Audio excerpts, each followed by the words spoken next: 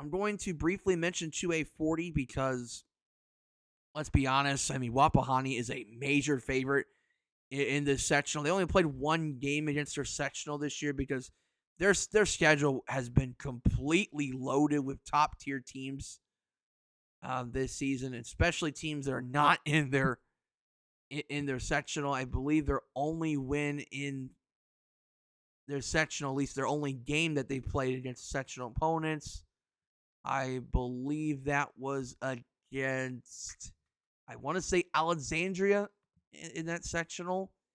And they beat them by, what was it, 16 points, I believe it was. Yeah, 51-35. I mean, they're averaging 62 points per game, only giving up 41 points. This is a team that's played Muncie Central, Pendleton Heights. They've played LaPel. They played Hagerstown. They've played Jay County, which they beat Jay County by 4 points. They've played Delta, a team that made a deep run last year in the 3A state tournament. They played Yorktown in their Muncie County tournament. They played Newcastle, which was their lone loss, only lost them by 9 points. Actually, they played Delta twice because the first one was a county tournament game, and then the other one was a regular season game. They played Eastern Hancock, beat them by 6 points. Pretty solid team in the Madison County area of the Woods. Played Monroe Central, beat them by 20. Play Yorktown again just a couple weeks ago and beat them by 6 points, 53-47. They played Shenandoah just last week, and they beat them by 20 points. Wapahani is a program with a lot of success in basketball. They are led by Camden Bell, who's averaging 17.7 points per game. Eli Andrews averaging 5.2 rebounds to go along his 11 points per game. And while Wapahani, I mean, this is a team that did graduate some really talented players, including Isaac Andrews, who was a kid that was averaging 24 points per game last season, scored over 2,000 points in his career. So obviously, this is a far cry from last season's team, but it's still a pretty darn good basketball team. And this is a team that last year was at the cusp of a state championship. They lost to Brownstown Central in the state championship game. But Wapahani is obviously still a juggernaut right now. And while I don't know how far they'll go in the state tournament this time around, I think Wapahani will be a pretty major favorite here. Eastbrook 14-8 in the season. It's been a good season for Eastbrook under Jeff Liddick. You might know that name because Jeff coached the girls team. Now he's coaching the boys team. And while Eastbrook is probably not as good as Wapahani, I don't think they're as good as Wapahani. They're a team that could potentially sneak up on Wapahani in the opening round matchup. They are only giving up 41 points per game, and I know Jeff Liddick's teams typically are very, very physical teams. So they could be a team that could sneak up on Wapahani. Keep in mind that Wapahani has only played one game against their sectional this year, so there is some unfamiliar territory with the sectional for Wapahani potentially. But this team at Eastbrook is definitely better than the one from the past years. They are a team to watch out in the future for the Eastbrook Panthers, but maybe this year may not be their year in terms of sectional contention. Other teams to watch here, I guess the only other team I can say and watch out for would be Blackford, who is the host of this sectional. They're 14-9 on the season. They are 14-9 on the season under Aaron Daniels, averaging 56 points per game, giving up 50 points a game. So they're very well-rounded in terms of the team statistical categories for offense and defense. Blackford, obviously, has had some recent history of success dating back to the Luke Brown years when he scored, 3,000 points in his career at Blackford. Yeah, 3,011 points at Blackford, the talented guard for the Bruins a couple years ago. They have a kid by the name of Gage Baker averaging 15.6 points per game. Marion Leggett is a freshman combo guard shooting 46% from the floor. Mason Kitterman averaging 5.2 rebounds. But they're a team that's got a balance of young and old. They got 3 really good players that can score in double figures in Baker, Leggett, and Kitterman. Even a kid by number 5, their senior, Jacob Lees, I should say. He is another one that could be a kid to watch out for as an X factor for the Blackford Bruins, and so they do have some kids that can put up some points, and Blackford certainly would be a team that could compete with Wapahani in a sectional championship game of sorts. Well, actually, I hate that back. They would play Wapahani on Friday. So obviously, we expect Blackford and Wapahani to play in the semifinal matchup. Blackford, I think, could compete with Wapahani. The thing with Wapahani is they do need to be careful about overlooking Eastbrook in that first round matchup because Eastbrook's a very physical team. They're a very hardworking team. And so Wapahani is going to have to be very careful about looking past the scrappiness of Eastbrook. Bottom half of the bracket, a bit of a coin toss there. I don't really know for sure who's the favorite coming down to that bottom half of the bracket. You could say Madison Grant, but they only beat Alexandria by 5 points just a couple weeks ago, about February 14th. It was on February 14th when they played Alexandria. 70-65, Madison Grant on top. I could easily see this go either way to Alexandria or MG, but I'm probably still going to take Madison Grant. So I think we will see a Wapahani Madison Grant championship game. I will take Wapahani. They will be the heavy favorites in this sectional. But Wapahani did get a pretty tough draw with Eastbrook and Blackford being assigned to the same side of the bracket. Hosted by Wabash. Wabash, obviously a member of the TRC. This season, however, the Wabash Apaches are 0-22. We don't expect Wabash to get a win here, so we expect Lewis Cass to advance. But Oak Hill will be big favorites to play for the championship game, which then leads us to the question of who comes down the top half of the bracket. I'm just going to avoid the dramatic here and say Manchester is a massive favorite, probably even more so than Wapahani this season, just because Manchester is an experienced team. They returned a lot of players back from last season. You got this really good kid by the name of Gavin Bennett, who's going to Grace College at the end of his high school career. And Gavin just became the all-time leading scorer in Wabash County history, as he is currently averaging 25.6 points per game, shooting 34% from three. He is shooting 64% from the floor, 72% from the foul line, 11.8 rebounds per game, 4.4 assists, 3.9 steals, 2.6 blocks per game. But he is not the only player that puts up the points and the stats for Manchester. They got Caleb Klein, who's shooting 41% from three. And they got a lot of three. Actually, does take quite a few threes, I should say. 26 threes on 63 attempts, shooting 44% from the floor. They also have, let's take a look here real quick. They have Ethan Hendricks, who's also going to Grace College alongside Gavin, averaging 18.1 points per game. And you look at Hendricks, 4.2 assists, 4.1 rebounds, 3.2 assists, 3.2 steals. I don't know why I said assists twice. 4.2 assists, 3.2 steals. There we go. And then Hendricks shooting 49% from the floor and shooting 36% from three.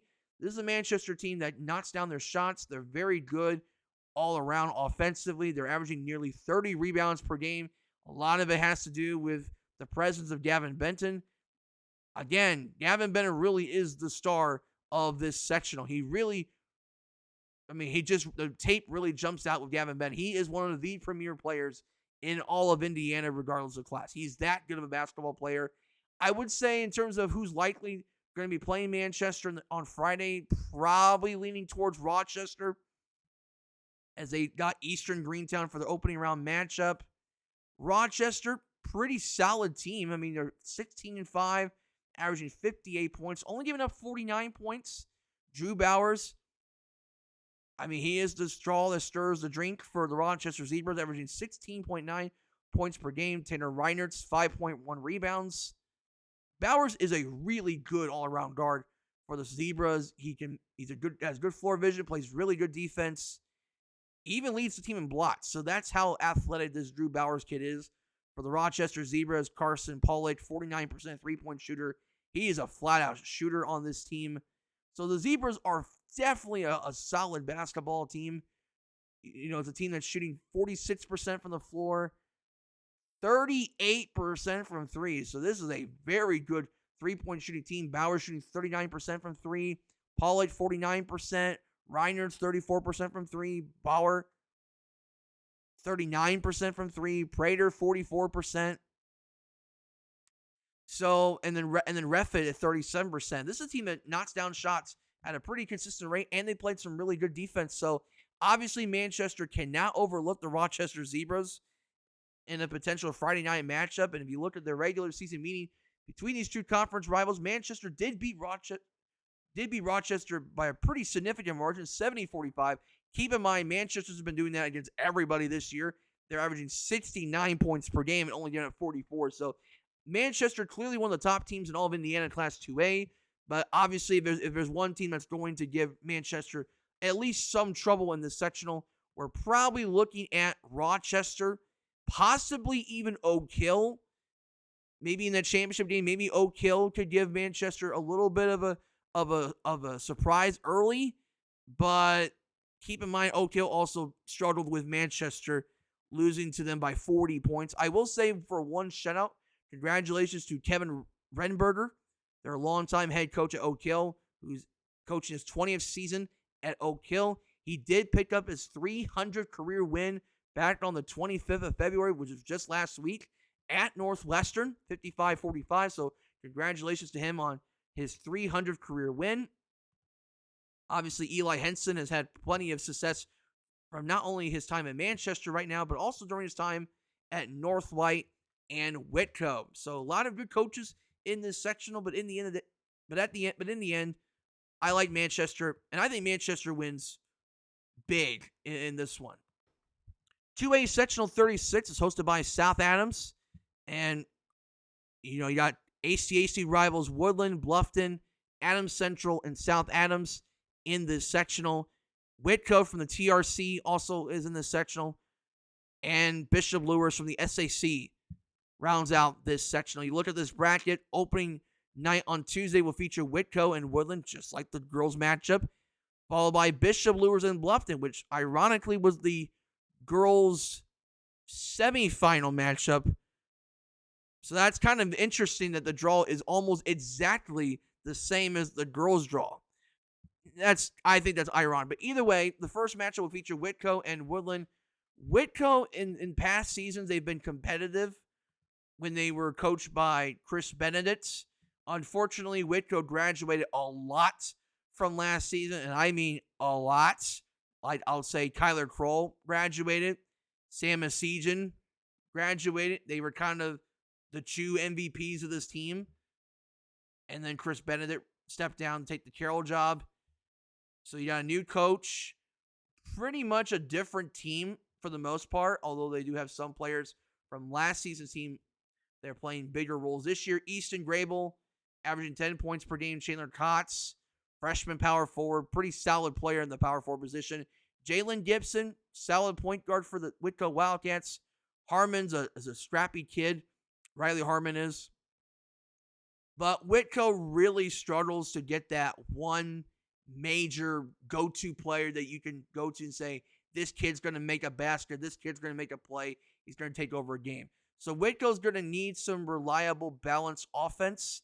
They're going to have to be able to make some shots. They are a team that does go hot and cold, 46 points per game. They are a tough team defensively, giving up 51 points per game. A lot of it has to do with their length inside. They are averaging 24 rebounds per game. Pretty decent team in the glass. But they're going to have to be able to force some turnovers. In the sectional, features a lot of really good players in this sectional, and it's a very front-loaded sectional when it comes to offensive dynamos like Trey Yoder, the Truesdale brothers, Declan Greaser, Trey Smaller, Braylon Reber. Whitco's going to have to get some good defensive stops, or otherwise, Whitco will be one and done. And unfortunately for Whitco, they drew Woodland in the first round, and unlike the girls' matchup where we thought would be a little bit more of a toss-up matchup, we do think this is probably a on paper projected landslide in favor of Woodland. 16-7 are the Woodland Warriors, who just won the ACAC, both the ACAC tournament and the ACAC regular season crown. 16-7 on the season. They have only lost once since the new year. So Woodland got to very slow start to the season.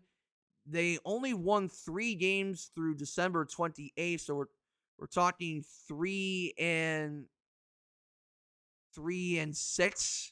going into the new year. Ever since then, the Woodland Warriors are 13-1. They won the ACAC tournament. They won the ACAC regular season crown. A lot of Woodland success comes from Trey Yoder, who is one of the top scorers in the ACAC, averaging 17 points per game. They have a really good center by name of Oliver Adams, who's basically been a double-double machine all season long, or close to that, averaging 11 points. I believe he's got around 6 rebounds a game. Trey Yoder also grabs 9 rebounds per game, as he's kind of the combo forward that can shoot the ball well. He can also get inside. He can rebound, 37% from 3, right? Trey Yoder kind of does it all for Woodland. Drew Fleek, really good athlete for the Woodland Warriors. Mason Moore is a nice knockdown shooter on this team. Woodland is a pretty good team. Like, they have some depth. They're big. They're physical. They got some multi-dimensional scorers. Oliver Adams is a high motor kid. And I think to me, this matchup strongly favors Woodland just because of their size. The talent is just through the roof for the Woodland Warriors. I think Whitfield's going to have a very difficult time slowing this team down on Tuesday nights. But obviously, Woodland's going to have to make sure that they take care of the basketball and limit the turnovers there. So, if Woodland advances, they would play Adams Central on Friday. Now, Woodland did lose to Adams Central in the regular season in that game, 64-48 in favor of the Jets. A lot of people, including myself, thought that was a surprise, given the fact that this was seen as maybe the ACAC championship game on paper. And the fact that it was a 16-point Adams Central win was a surprise. Now, we do think this will be a lot closer game this time around. We just see that. We just don't think it's going to be a 16-point game this time. Woodland's a much better team now than they were in December. But when it comes to the Jets, it really starts and ends with Trey Smaller. He is the wizard. He is the magician. He does everything for the Jets. Averaging 22 points, gets you around 7 rebounds. He gets you 7 assists, 5-6 steals. He does it all for the Jets. Braylon Reber, right around 15 points, close to 10 rebounds. He is the guy that Trey Smaller goes to take care of the business inside and be able to score inside. Those two really do all the work for the Jets. And then occasionally you have a Cade Vanderleg who chip in here and there. You got Deef that comes in a little bit for the Jets. They got some scrappy kids, that high energy kids, good tough defense for Coach McClure's Adams Central Flying Jets.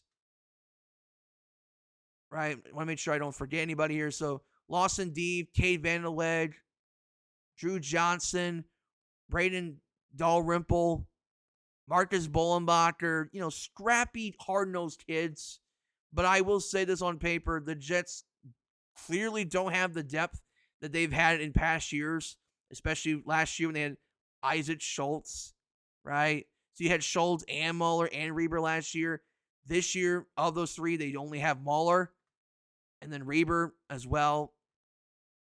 Jets are going to be challenged by the physicality of Woodland inside. The Trey Yoder effect is going to be a problem for Adams Central.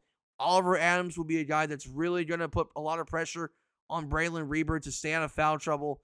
The Jets are going to need Muller and Reber to have special games for the Jets to have a chance to play for a championship game. Which sets up the bottom half of the bracket. Bishop Lures and Bluffton is a first-round matchup. The Bishop Lures Knights, 18-6 on the season. They have been a little bit slightly above 500 of late. Not as good as they were at the start of the year, but still playing really good basketball. Averaging 67 points per game, only giving up 55 points per game for Seth Coffing's Bishop Lures Knights, who I would say on paper, probably the favorites. I wouldn't say they're like major favorites by any means, but they'll be favored. they're a very good basketball team. Truesdale, Darion Truesdale. I mean, those two are just fantastic basketball players, both combining for 28, nearly 29 points per game by themselves. Ale Taylor, nice breakdown year for the junior power forward, averaging 9 points per game. And then you got Dan Kelly, averaging around 9 points per game as well. Bishop Lures, as you know, they're going to be they're very athletic. They can play a fast tempo. They can play a gritty, tough game, right? They're a very versatile team overall. Obviously, they got the athletes, so they're going to crash the boards very well. They're extremely selfless. They're hard nosed. They're high motored. They're a fun team. Like Bishop Lures is a fun basketball team. I mean, they shoot the ball well, right? There's not a lot of weaknesses with Bishop Lures, right? They don't have that many weaknesses. I mean, I don't think they have really any weaknesses in terms of this sectional in general. I mean, obviously with Woodland, Bishop Lures will be tested in terms of their discipline. If they were to play Woodland in the championship game, that would be a big challenge for Bishop Lures. Even if they play Adams Central, they would be tested because of the elusiveness of Trey Smaller, and then the athleticism of Braylon Reber would be a major, major problem for Bishop Lures. But I wouldn't say Bishop Lures has an area of weakness that would put Lures' title contention in question for a sectional championship. Now, they do play Bluffton on Tuesday. Bluffton under Tito Ball, they're a bit of a roller coaster team. They've had their highs, they've had their lows. You don't know what team you're going to see each game. I would say this, if we're saying Bishop Lures is athletically gifted, Bluffton, aside from Declan Greaser, they are basically the exact opposite of that. They're not athletic at all. They really need Declan Greaser to be like really good. Probably the best he's ever played. Good. Like I think Bluffton had a bad draw in the sectional, and I think Bluffton's offense doesn't do well against teams that play that high octane, electric, quick, physical, aggressive defenses. Bishop Lures kind of does that. And I just don't think Bluffton has the guards to handle the athleticism of Lures. So if Greaser doesn't play well, I think this is a landslide for Bishop Lures. This is not the typical Tito Ball teams that we have seen over the years where they have the athletes, they have the nice sharp shooters. They don't really have that. I mean, Lambert is decent from three for Bluffton. Lambert's pretty decent, I guess. I mean, you could tell I'm struggling with Bluffton just because I've seen them play a few times, and I just don't like Bluffton that much in this sectional, really. If it wasn't for Bishop Lures, I would probably give Bluffton a little bit more of a chance. But Nolan Lambert's their second best player, and he's primarily just a 3-point shooter at best. It's got to be Declan Greaser or Bluffton's going to struggle. They just don't have the guards this year to compete a team like Bishop Lures. So I expect Lures to play for a championship. No offense to South Adams. Nice building year for Kyle Rose Starfires.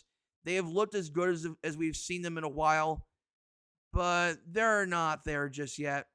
So we expect either Woodland or Adams Central to play Bishop Lures for the sectional championship. Personally for me, I feel like Woodland is the better team right now. So I would take Woodland over Adams Central. And that would set up a Woodland Bishop Lures championship game. And I think it'll be an intriguing matchup because I think the athletes of Woodland, can compete with Bishop Lures. I think the one thing that does worry me a little bit is if Oliver Adams does get into foul trouble, if Trey Yoder doesn't make his shots, it could spell bad news for Woodland because Bishop Lures is one of those teams that, they got 5 or 6 kids that could score points in a flash. Especially the Truesdales. They're fantastic basketball players. I mean, that's why they're Division I recruits. I mean, they're that good. They're very, very talented brothers at Bishop Lures. And Steph Coughlin's a very good coach for the Lures Knights. And after coming up short in sectionals last year, I think this is the year Bishop Lures gets it done. So I think Woodland, if it is Woodland against Lures, I think it would be an intriguing game on paper.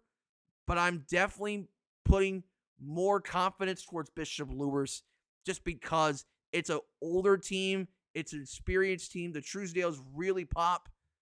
And I just think if Adams and Yoder don't have their usual good games, Bishop Lures definitely has the athletes to pull it off. Taking a look at 2A Sectional 35, hosted by Westview, as I always call this sectional, the NECC sweepstakes, because everybody in this sectional represents the Northeast Corner Conference. So it's the NECC tournament part 2. So Tuesday night will feature Lakeland, Churubusco, Central Noble, and Prairie Heights is the second half of the Tuesday doubleheader. Westview and Eastside have the byes. Now, all things considered, the top half of the bracket is by far the most intriguing of the two. Prairie Heights did compete pretty well with Central Noble in the regular season. I believe Central Noble only beat them by 8 points, 55-47, I believe it was. Now, Central Noble started off really, really slow. Like, it was a really slow start for Central Noble. You know, they're 12-10 right now, but at the start of the season, they were only, 3-9? They were like 3-9 through January 17th. We didn't know if they were going to even win 10 games this year at Central Noble by that point. And Central Noble has looked pretty darn good as of late, and they've beaten some good quality teams as of late, defeating Concordia. Not a great SAC team, but for Central Noble, it's a good win. They beat, obviously, Busco. Busco's not as bad as they've been a couple years ago. They're not as bad as they've been. Bethany Christian, pretty good Bethany team. Pretty good 1A team. Prairie Heights, better 2A team. Lakeland, that's a surprise. They beat Lakeland twice, actually. They beat them in the conference tournament and the regular season. That was a team that was supposed to be the favorites to repeat as conference champions. They beat Concord, a 4A school, at Concord. That's impressive. They beat Fremont. They beat Lakewood Park. They did lose to Fairfield last Friday, 45-33, but it's a decent Fairfield team. And if you look at even before the streak when they won 9 in a row, they played Canterbury tough, only lost them by 3 points in double overtime. They did beat a decent Bremen team, played West Noble tough, only lost them by 5 points. They only lost to East Noble by 4, which that loss looks really good right now for Central Noble. They played Garrett tough as well. So Central Noble is a team that's pretty decent. Now, the one thing that does stand out is like a sore thumb. That loss to Bishop Dwayner does hurt a little bit. But keep in mind that Dwayner isn't your typical one-win team. So while Dwayner is not good, it's not your typical one-win team. But with Central Noble, it's going to come down to can they play team basketball? Which Central Noble team shows up on Tuesday, I think, is going to be huge. Reddit Zolan's going to have to be one of the guys that dictates the pace for the Cougars. Coulter Patrick's got to stay on the floor. He's a huge reason why Central Noble's been successful of late defensively.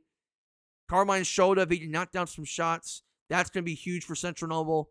And they're going to need at least 1 or 2 other guys to come up each and every game, whether it's a Nick Freeman or a Jaden Tilley, maybe a Keegan Knight gets you some points here and there. But the defense for Central Noble should travel well in the sectional, but it's all going to come down to execution. It's going to come down to discipline. And can the better Central Noble team show up? That's the big thing for this team, because when the better team shows up, they're one of the top teams in the NECC. And what we've seen that as of late. Now, Prairie Heights, pretty decent team. They've looked much better as of late. You have Kate Batchelor. He's obviously a bucket for this team. Caston Day, one of the nice turnaround seasons in the NECC for Caston Day. Jade Stoy has had his good moments for the Prairie Heights Panthers. They're a pretty scrappy team, as typical Prairie Heights teams usually are. So I think they're going to be an intriguing first-round opponent for Central Noble. The winner of this game pretty much is going to play for the Saturday night sectional title. All due respect to Eastside, I'm not going to be disrespectful to Eastside, but their only wins against Hamilton. And they only beat them by 14 points. So, yeah, not really giving Eastside any chance this year.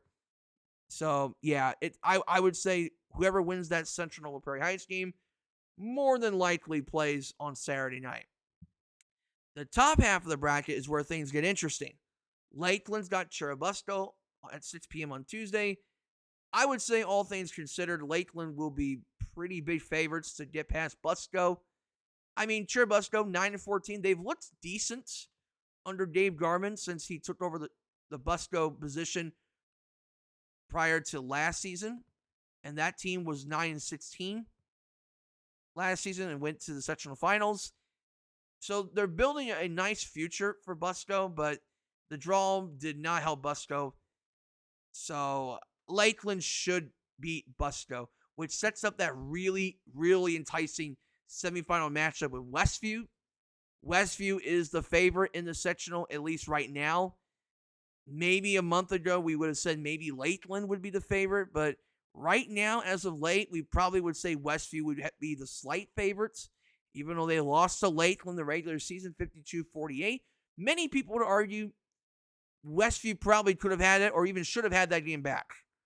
So Westview is chopping their lips for a revenge tour against Lakeland, right? Westview won the NECC outright, but again, they needed Lakeland to secure that conference championship outright without having to share with anybody else. But Westview's been playing much better basketball of late, especially since the turn of the new year. Westview has only lost 3 games since the new year. So Westview's having a really good run right now in the second half of the year. 16-7, averaging 57 points, only down to 45. And when you look at this Westview team, their starting 5 is excellent. Austin Slayball is one of the top guards in the state, at least in Northeast Indiana, averaging 15.7 points per game. Kanan Grau is a underrated guard for Westview. He's a kid that can get you 20 points, 7 rebounds. He's a kid it's a 3-level scorer, just like Slayball. Obviously, Slayball is more of the point guard. Slayball is excellent defensively. He's also really good running the offense. Owen Brill is a lethal 3-point shooter for the Westview Warriors. Kane Reinhold, as of late, has shown some good moments. And he had 12 points against Fremont just last Tuesday. Mason Yoder. Not Mason Yoder. Hold on a second. I got the wrong Yoder. It's Daniel Yoder. See, this is what happens when we talk about Westview. We get the Yoders mixed up. Daniel Yoder is the one I'm referring to, averaging 9.8 points per game. He's a guy that can get you double-double on a good night for the Westview Warriors. So they got 5 guys that can score at least 8 points on a given night. And then on top of the fact they're a very good 3-point shooting team, they're very stingy defensively. Even though they're not a big team, they're also very, very basketball skilled at Westview, as you would expect for a basketball-rich school like Westview is. Lakeland is very balanced under Coach TJ Schneider, 14-8, 51 points per game. They're only giving up 45.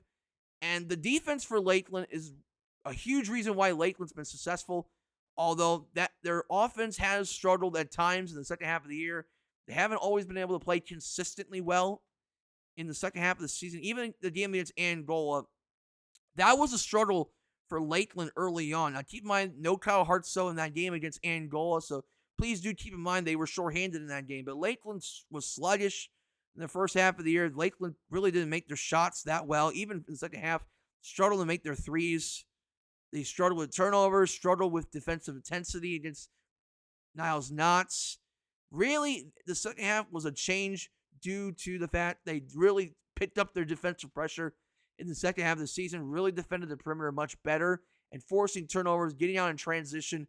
Those are things that Lakeland's going to have to do well if they're going to beat the Westview Warriors and win their first sectional championship since 2008. Keep in mind that even though Lakeland has a chance of beating Westview on Friday, it is not a sure bet they're going to win this sectional, because if they were to play Central Noble, they've already lost to CN twice, right? Also, they only beat Prairie Heights by 3 points in the regular season, 44-41. So this sectional is not going to be a gimme for anybody that wins this sectional, even for Westview, a team that's had some moments of being a completely dominant force to be reckoned with. It's not going to be an easy sectional for anybody to win. Now, for Lakeland, they're going to need Keaton Royal to play well. That's obviously going to be key. Number two, they're going to have to play good defense. They're going to have to defend the perimeter well, especially when you're playing Westview, a team that shoots the ball very well. You need to defend the perimeter well and make life difficult for Westview guards to find any way of attacking the basket. So they got to limit their looks inside. They got to hold them to one shots. They got to contest their shots, and then they got to get out in transition. They can do those things, they're going to have a chance. But Lakeland's going to have to show in this sectional that the team we saw in December is the Lakeland team we're seeing in the playoffs. And this is a team they have 5 players that can score in a variety of different ways. They got kids that can score inside. They got kids that can tap the basket. They got kids that can guard. Even a kid like Cole Reel really, really wowed me against Angola. Played really tough defense. I thought Colton Knotts belonged on the floor against Angola on Friday night in a pretty tough spot against this physical Angola team. Reel played very well. Looked like a mature player for the Lakeland Lakers. And then obviously Levi Cook really stood on his own. And then obviously Levi Cook, And obviously Levi Cook stood on his own against this Angola front court. So the Lakers are battle tested. They're an experienced team, but can they put it all together on sectional week is going to be key here. Because if they can put it together, Lakeland maybe has a chance of winning their first sectional since 2008. But which Lakeland team we see this week, and it may come down to the availability of Kyle Hartsoe and how well he's playing and how healthy he is. And then it's going to come down to Keaton Royal's foul situation. Can Keaton Royal stay on the floor as often as possible? I think it's going to be key as well, because obviously while Lakeland is deep in terms of their starting 5, they're not a deep team in terms of bodies. So Lakeland's got to stay healthy. They got to stay out of foul trouble, and they got to play clean, smooth Lakeland basketball. They got to play a clean game, limit the turnovers, be effective. They do those things, they have a chance. As of right now, I'm leaning towards Westview just because they've been the better team as of late. But there's no question that Lakeland has a chance. Central Noble has a chance. And I would even go on the limb and say Prairie Heights has a chance. Yes, Prairie Heights, I think, has a small chance. But I think the teams most likely to win the sectional come from the top half of the bracket. And I think it comes from Westview or Lakeland. I'm leaning towards Westview again.